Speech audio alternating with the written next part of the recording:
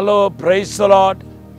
యేసుక్రీస్తు నామములో మీ అందరికీ శుభములు తెలియపరుస్తున్నాను. దేవుని యొక్క కృప, దేవుని యొక్క శక్తి, దేవుని యొక్క అభిషేకం నిత్యము మీతో కూడా ఉండాలని ప్రార్థిస్తున్నాను. ఈరోజు కథకాలంలో మీరు ఎదుర్కొన్న చేదైన అనుభవాలు, బాధ, వేదన, కష్టం, రోగాలన్నింటినీ మర్చిపోమని యెహోవా సెలవిస్తున్నాడు. మీరు కనుక అలా మర్చిపోయగలిగితే ఈ రోజు నుండి నూతనమైన కార్యం ప్రభు జరిగిస్తానని మీకు దేవుడు తెలియపరచమని చెప్పాడు.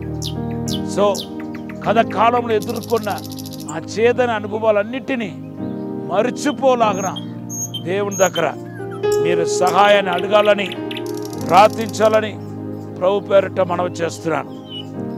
అంతేకాదు, యెహెజ్కేలు గ్రంథం 36వ వచనం బట్టి దేవుడు మీకు గొప్ప అద్భుతం చేయబోతున్నానని మాట్లాడుతున్నాడు. యెహెజ్కేలు గ్రంథం 36వ అధ్యాయం దేవుని బిడ్డలారా 16, 17, యెషయా గ్రంథం 60వ అధ్యాయం 22వ వచనం మీకు దేవుడు వాగ్దానముగా ఇస్తున్నాడు కదా. కొన్ని దినాలుగా ఆశీర్వాదాన్ని గురించి మనం ధ్యానం చేసుకుంటూ వస్తున్నాం. మీరు కనుక ఈ భూమిలో ఉన్న దినాల్లో ఆశీర్వదించబడితే రేపు మీరు కడబురం రోగి ఎత్తబడి వెళ్తే పరలోకములో యేసు ప్రభుతో ఉంటారు. అసలు కడబూర ఎప్పుడు మ్రోగుతాయంటే ఎవరు వింటారంటే ఆశీర్వదించబడిన వారు మాత్రమే వింటారు. దేవుని బిడ్డలారా, శపించబడినవి ఏది పరలోకాన్ని సౌందర్యకొనదనే విషయాన్ని మీకు జ్ఞాపకం చేస్తున్నాను. మత్తయి సువార్త 26:34 వచనాన్ని కూడా మీరు పరిగణనలో తీసుకోండి. ఆశీర్వదించబడిన వారు మాత్రమే పరలోకానికి వెళ్తారు. అయితే ఆశీర్వదించబడటానికి మీరేమి చేయాలి అనే విషయాన్ని గురించి వస్తే, దేవుని బిడ్డలారా, ఆది కాండం నుండి మనకు ఆశీర్వాదం మనకు కనపడుతున్నాయి.